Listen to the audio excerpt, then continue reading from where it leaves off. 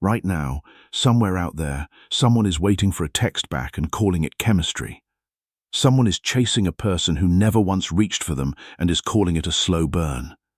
Someone sitting across from a first date feeling nothing and talking themselves into giving it more time, because isn't that what you're supposed to do? And someone else is meeting the wrong person, feeling every butterfly their body can produce and mistaking the turbulence for the real thing. These are not rare situations. They're happening every single day to smart, self-aware people who just never got handed the right information. We're swimming in misinformation about attraction, and it's not because people are stupid. It's because the myths are so seductive. They feel like hope. They feel like permission to keep going when maybe the most loving thing that you can do for yourself is to stop. And today I'm going to dismantle every single one of them. 7 lies about attraction that almost everyone believes, so you stop making decisions based on a story and start reading the actual signs that your body and the other person are sending. Stay with me, because if you get this right, it changes everything. Not just the person that you choose next, but the way that you read every situation you've been confused about for years. Before we get into the lies, here's something that you need to understand about how attraction actually works. Attraction's not a feeling that you choose. It's a biological and neurological response that your brain runs on a combination of inputs: evolutionary data, emotional history, nervous system signals, and environmental cues. Psychologist Robert Cialdini, neuroscientist Helen Fisher, and researchers across decades of relationship science all point to the same thing. Attraction is a system, and like any system, it can be misread, hijacked, confused. The problem is we were never taught how it actually operates. We were handed pop songs and rom-coms and told this is the roadmap. It isn't, which is exactly how 7 very convincing lies got into your head and stayed there. The Stoic philosopher Epictetus taught, "It's not what happens to you, but how you react to it that matters." This applies powerfully to attraction. The lies we believe about attraction are not just harmless misunderstandings. They are patterns of reaction that keep us stuck in cycles of confusion and disappointment. When we believe that chemistry means compatibility, or that mixed signals are just fear of feelings, we are reacting to a story rather than to reality. And that reaction keeps us investing in people who are not investing in us. Let's take them apart one by one. Lie 1. Opposites attract. This is the most romantic lie on the list and the most thoroughly disproven one. What the research actually shows is the opposite of opposites. Psychologists call it the similarity attraction effect. Study after study, including landmark work done by Don Byrne, going back decades, shows that people are consistently more attracted to those who share their values, worldview, communication style, and lifestyle goals. Not identical twins, but similar enough that their version of the world overlaps with yours. Here's why that myth of opposites survives. Novelty is stimulating. Someone different from you is interesting at first. Different music, different energy, a different way of seeing things. That novelty gets mistaken for deep attraction, but novelty wears off. And what's underneath it, the misaligned values, the clashing communication styles, the fundamentally different visions for life, that stays. Opposites don't attract, opposites intrigue briefly, then they exhaust. The Stoic emperor Marcus Aurelius wrote, "The soul becomes dyed with the color of its thoughts." If your thoughts are colored by the fantasy of opposites attracting, you will ignore the evidence of incompatibility. You will dye your soul with a story that is not true. But the truth will eventually reveal itself, and when it does, the cost will be far greater than the fleeting excitement of the initial attraction. Lie 2. Chemistry means compatibility. This one sends people into years of the wrong relationships.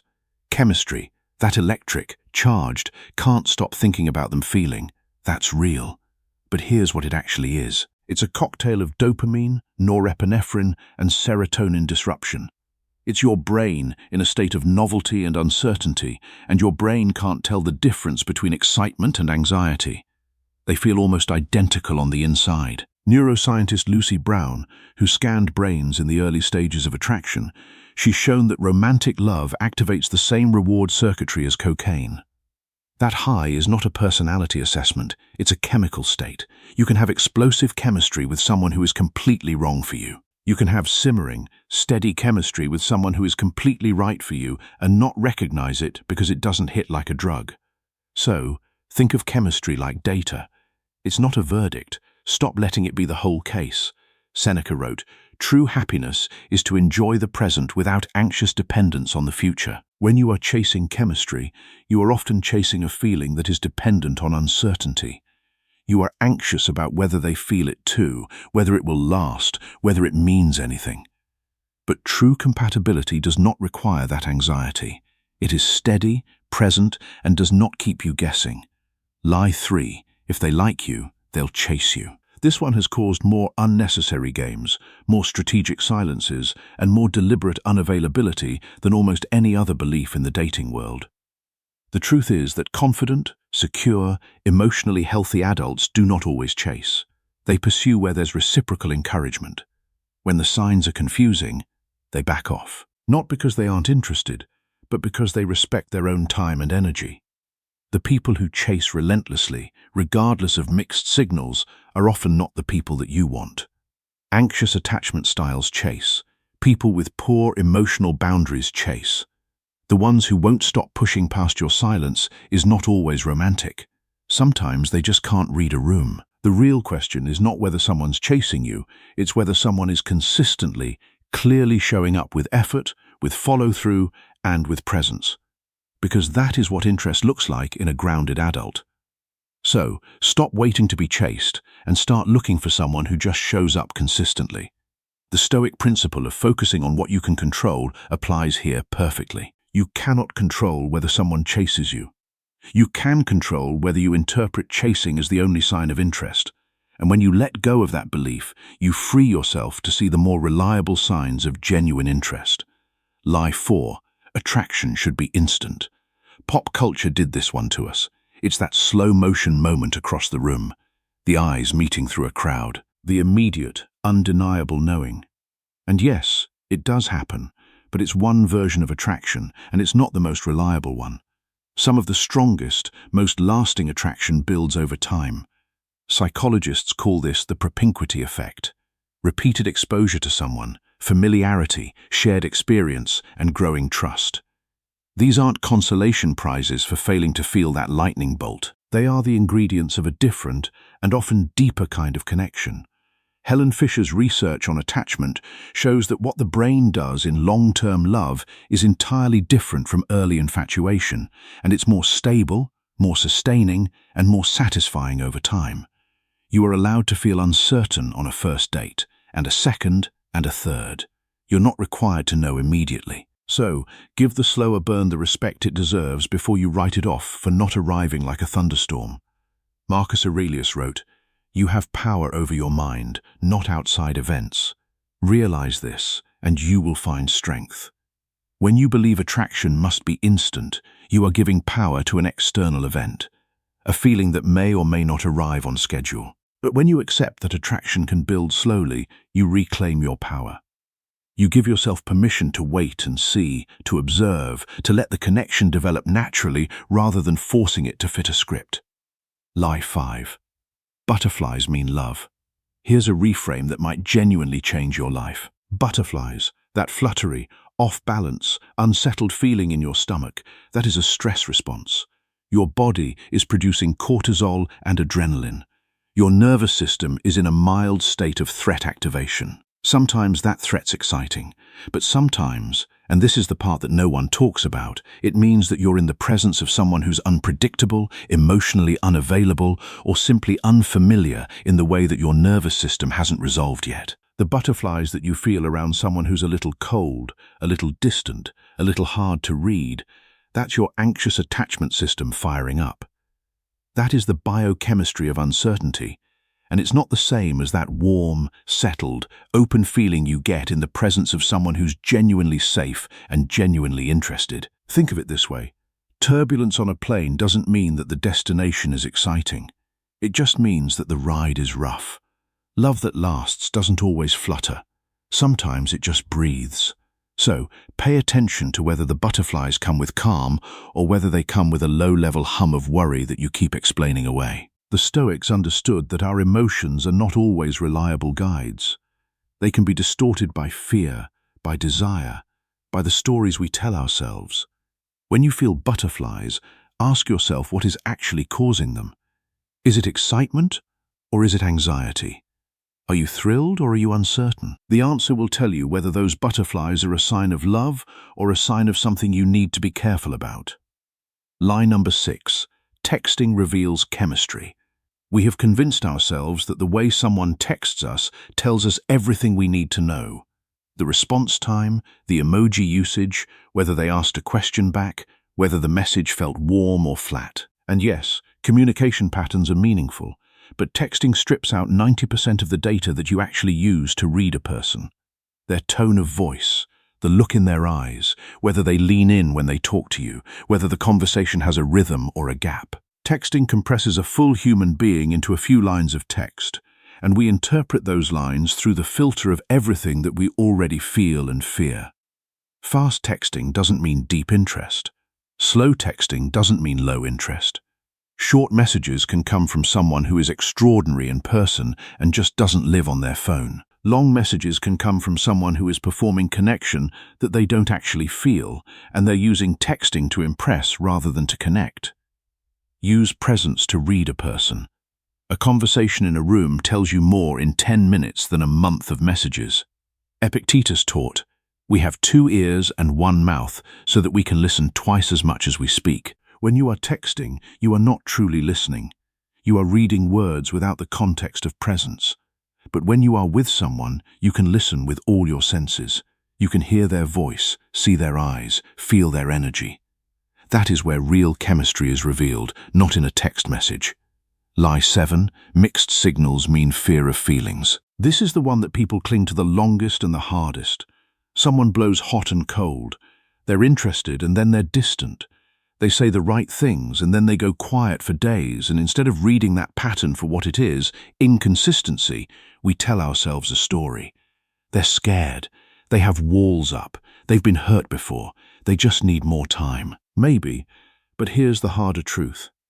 In most cases, mixed signals are not fear. They're ambivalence. Ambivalence means that they're weighing up whether you're worth the effort against everything else competing for their energy. It means that you're an option, not a priority, and no amount of patience, no amount of being more available, no amount of understanding their process will move you from option to priority if you were never there to begin with. Genuine interest, even in someone who's cautious or introverted, it's consistent. It might be slow, it might be quiet, but it's consistent. Mixed signals are the signal, so read them. Seneca wrote, "It is not that we have a short time to live, but that we waste a lot of it." When you waste your time on someone who is giving you mixed signals, you are wasting the most precious resource you have. You are spending your time on a story rather than on reality. And the cost of that waste is not just time. It is the opportunities you miss while you are waiting for someone to make up their mind. Here's what all 7 of these lies have in common. They shift the power away from you. They ask you to override what you're actually experiencing, the uncertainty, the one-sidedness, the exhaustion of sustaining something that isn't quite sustaining itself, and replace it with a better-feeling explanation. And the better-feeling explanation is what keeps you stuck. It's not because hope is bad, but because hope aimed at the wrong person is one of the most expensive things that you can spend yourself on. Every month you invest in someone who is ambivalent about you is a month that you didn't spend being available for someone who would have been certain. The Stoics understood that we must be ruthless about where we direct our attention and energy. Marcus Aurelius wrote, "The soul becomes dyed with the color of its thoughts. If your thoughts are consumed by someone who is not choosing you, your soul will reflect that. You will become anxious, preoccupied, and distracted from your own life. But when you release that attachment, you free yourself to focus on what truly matters: your purpose, your growth, your peace." Real attraction, mutual, grounded, building attraction, it doesn't ask you to make many excuses for it. It doesn't ask you to constantly translate it. It doesn't leave you lying awake trying to decode what was meant by one sentence in a conversation 3 days ago. It doesn't make you feel like you're doing all the heavy lifting while the other person just happens to be present. It feels like evidence, consistent, mutual, effortless evidence, and you will recognize it, not because it feels like the movies, but because it feels like relief. The Stoic philosopher Epictetus wrote, "No great thing is created suddenly. This applies to the process of learning to see clearly in relationships. It does not happen all at once. It happens through repeated practice, through making the decision to choose yourself, through the courage to walk away from what is not working. And each time you do that, you build the muscle of discernment. You become more capable of recognizing real attraction when it appears. So, here's what I want you to do after this. Think about the person you've been telling yourself a story about. Run them through these 7 lies, not to be harsh, not to shut down hope, but to see clearly. Because the version of you that stops making excuses for the wrong people creates space, actual real space for the right one to land. You cannot fill a full cup. Stop filling yours with the wrong things. Stop chasing chemistry without compatibility. Stop mistaking butterflies for love when what you're really feeling is anxiety with a better marketing strategy. Stop reading texts like they're windows into somebody's soul when they're barely a keyhole. Stop excusing inconsistency as depth. Stop romanticizing the chase when what you actually need is someone who never makes you question whether they're in.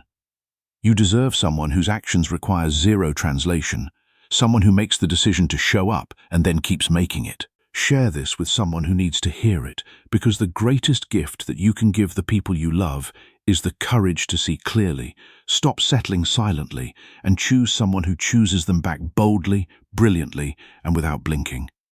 The Stoic path is not about shutting down your heart. It is about opening your eyes. It is about seeing the truth of what is in front of you and having the courage to act on it. When you do that, you stop wasting your time on people who are not sure about you. You stop making excuses for inconsistency. You stop confusing anxiety with love. And you create space for the kind of connection that does not require translation, does not require hope, does not require you to ignore what you already know. That is the freedom that comes with clarity. That is the freedom that comes with wisdom. And that is the freedom that comes with being a man who knows his own mind. Be that man. See clearly, choose wisely, and never settle for less than what you deserve.